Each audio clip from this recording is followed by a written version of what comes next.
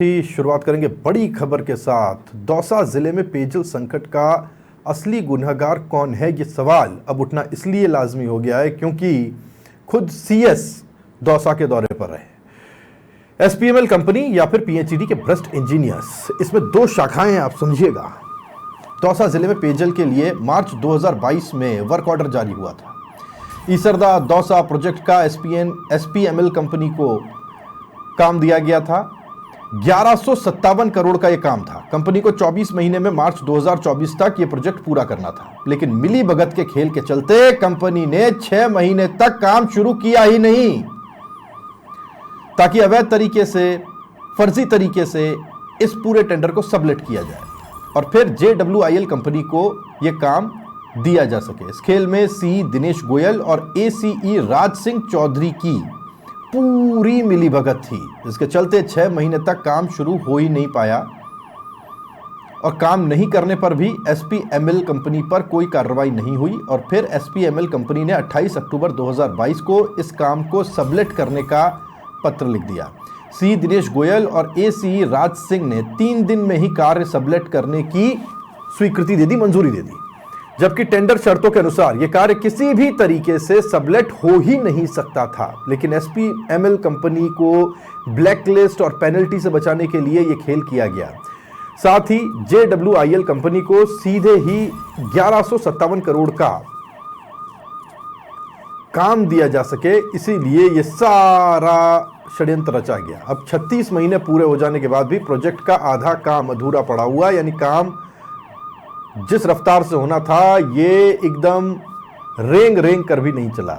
मार्च 2024 में ही ईसरदा दौसा प्रोजेक्ट का कार्य पूरा हो जाना था। समय बीत गया, लेकिन अभी भी ठेका कंपनी एसपीएमएल और JWIL को बचाने में इंजीनियर्स जुटे हुए हैं। एसपीएमएल के और इंजीनियर्स की मिली भगत का खामियाजा अब दौसा की जनता भुगत रही है। दौसा की जनता को पता होना चाहिए कि उनके घर पे पानी क्यों नहीं आ रहा, ये हम बता रहे हैं।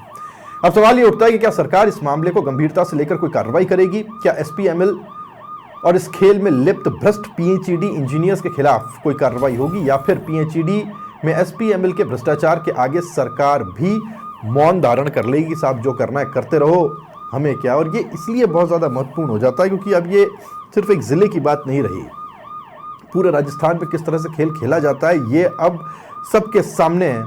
सबलेट कर दो, दूसरे को दे दो, पैसों का फिर बंदरबांट हो और सबकी जेबें भरी जाएं। जनता प्यासी मरती है तो मरती रहे।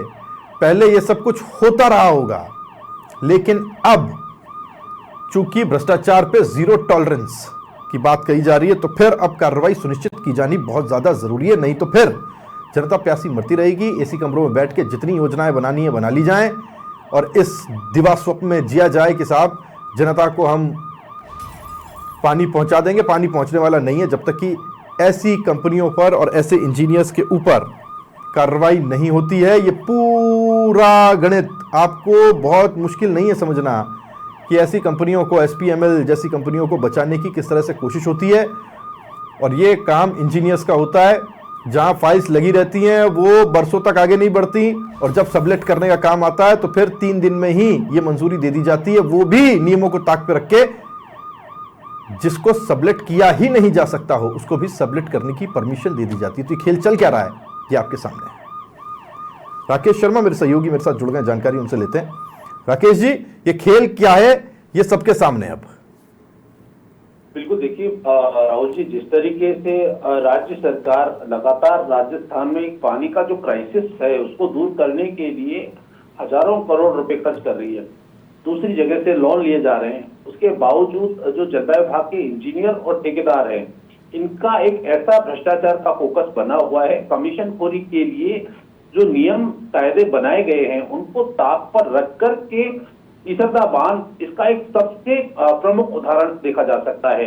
एसपीएमएल कंपनी को टेंडर आवंटित हुए, चूंकि एसपीएमएल कंपनी के पास जो अनुभव था उसके आधार पर उसने ये टेंडर लिए, लेकिन एसपीएमएल कंपनी के मालिक के बेटे की जो कंपनी JWI जिसको टेंडर सबलेटिंग किए गए हैं उसके पास ना तो इन टेंडरों को ना इतना काम करने की योग्यता थी, ना ही उसके पास अनुभव थे, ना ही उसकी फाइनेंशियल कैपेसिटी थी।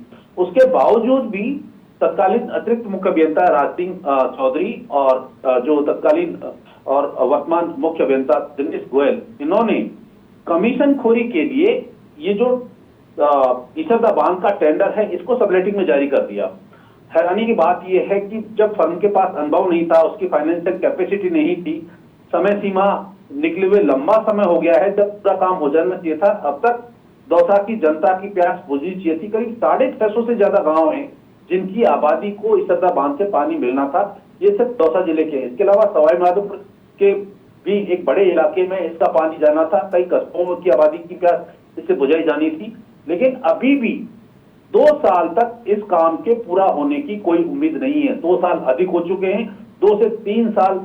दूसरी तरफ जो काम किया जा रहा है उसमें इतनी घटिया स्तर की गुणवत्ता से ये काम किया जा रहा है कि जब ये काम डिले हो गया तो इसमें से अधिकांश जो मटेरियल है वो लगभग उसकी आधी उम्र पूरी हो चुकी है, यानी बहुत लंबे समय तक ये योजना चलती हुई नजर नहीं आएगी।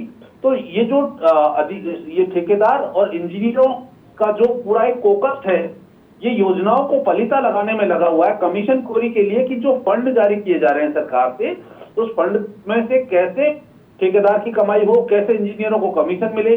अब चूंकि जितने का प्रोजेक्ट जारी हुआ था उससे ज्यादा इसकी लागत हो चुकी है। ऐसी अनुभवहीन फर्म को अगर काम दिया जाएगा तो ना तो काम की गुणवत्ता होगी, ना ही काम समय पर होगा, साथ ही जो सरकार का जो सरकारी कोष का जो खर्चा है वो और ज्यादा बढ़ जाएगा। तो ये एक बहुत बड़ा फोकस अभी भी वहां पर चल रहा है। आज चूंकि मुख्य सचिव खुद उसके इंस्पेक्शन पर गए हैं, पहले ये एसीएस रहे हैं, तो उनकी नॉलेज में ये चीजें हैं।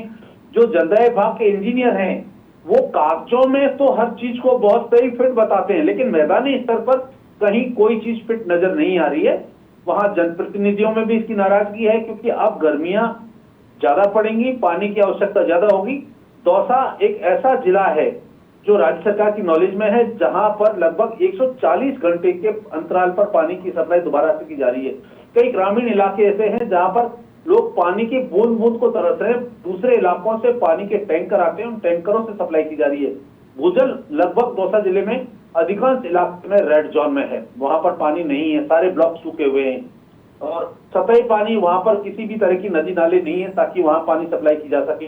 एक ये इसरदा बांध से आस थी कि इसका काम पूरा होगा। सरकार ने बजट जारी करने में कोई कोताही नहीं बरती, प्लानिंग अच्छी थी, लेकिन इंजीनियर और ठेकेदारों ने सरकार की लुटिया जो पूरी प्लानिंग है उसको डुबो दिया है। निश्चित तौर पर इसका खामियाजा जनता को, सरकार को भुगतना पड़ रहा है। धन्यवाद राकेश जी आपका इस जानकारी के लिए।